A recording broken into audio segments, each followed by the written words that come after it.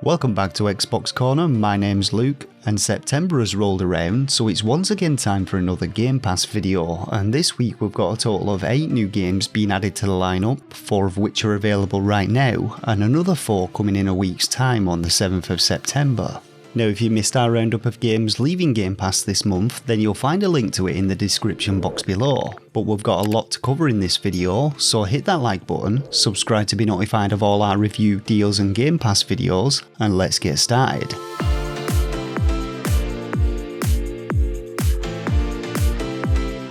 So first up today we have Craftopia, an open world survival action game which looks like someone took Breath of the Wild, Monster Hunter, Harvest Moon and Pokemon and mashed them all together to create some kind of Franken game. Craftopia lets players construct buildings and craft equipment as well as manage their own farms and automate production processes with factories and conveyor belts. And there's also an extensive skill tree allowing you to combine skills to create your own character class before diving into dungeons for some hack and slash combat. Now visually the game looks great and its concepts sound pretty awesome on paper, but just be aware that it's still in early access on Steam with mixed reviews, so there is the potential that this one is being just a little bit too ambitious.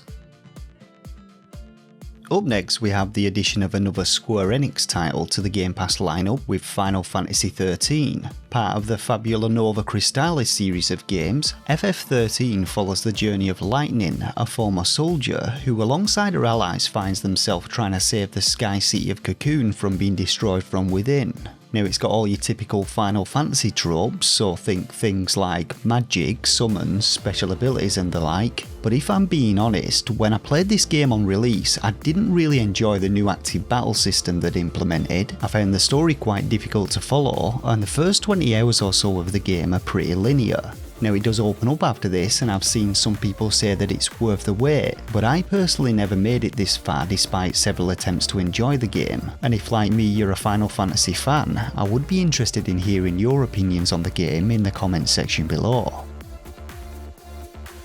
So our third game today is Signs of the Sojourner, and this one's got me quite intrigued. The game's description says it's a narrative card game about relationships and communication, and from the gameplay footage I can't really work out what's going on, but from what I've read, you play as a shop owner who has to travel around speaking to different people to restock his store. The cards you play are essentially your voice, with each card representing a different portion of the conversation and the tone of your voice, and throughout your journey you'll collect new cards based on your experiences. Now so far as deck builders go, this has to be the most unique concept I've ever seen for one, and it has the potential of being a true hidden gem.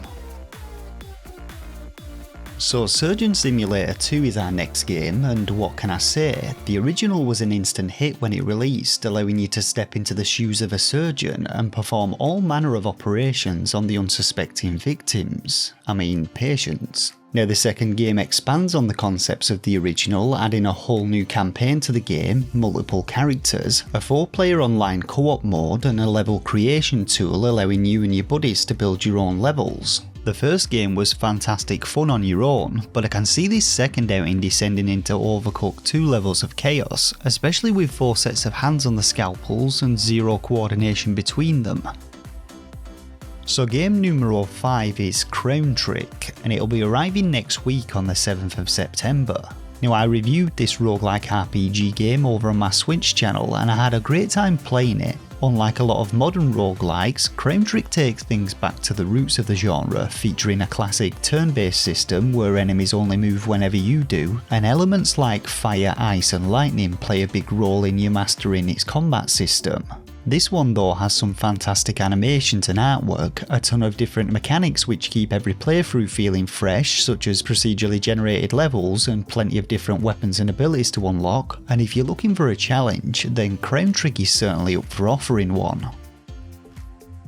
So Breathedge is our next game, and we're off to outer space for our second survival game in this list. Unlike Craftopia though, Breathedge is a single player experience where you play as some dude escorting his old man's ashes to a galactic funeral, but after the space hearse he's riding on suddenly crashes, he must then learn to survive in the depths of space and uncover the reason behind his mishap. Now there appears to be a decent amount of humour and depth to this one, and as you utilise the magical artefacts known as electrical tape to combine items, build your own space station and even create your own private rocket car, you could end up with your own little space haven. But don't underestimate the dangers that space poses, or you could end up just like the rest of the ship's passengers.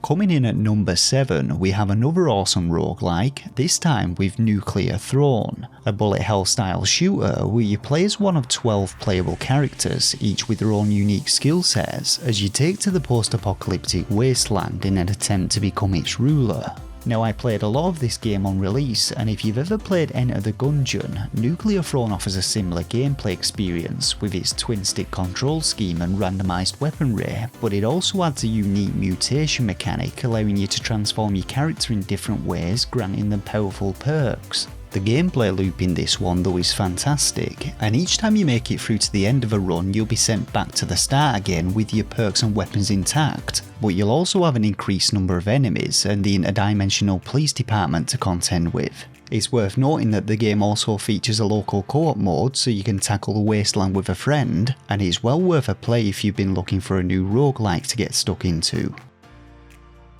So our final game on today's list, and undoubtedly the strangest, is The Artful Escape. Coming to us from the ever-reliable Annapurna Interactive, The Artful Escape is a platformer whose story centres around Francis Vendetti, nephew of a deceased legendary folk musician. Now Francis is also a musician, but in an attempt to distance himself from the influence that his uncle's legacy has on his own career, Francis sets off on a journey of self-discovery as he strives to create a completely new identity. But this is not your usual globetrotting affair, and his psychedelic trip takes him to stolen opera houses across melodic alien landscapes and to the impossible depths of the cosmic extraordinary. Now I have to say that this one looks like one hell of a trip in more ways than one. The visuals look absolutely stunning and it's got some great voice actors including Michael Johnston, Caroline Kinley and Jason Schwartzman, and I'll most definitely be giving The Artful Escape a go when it hits Game Pass on the 7th of September.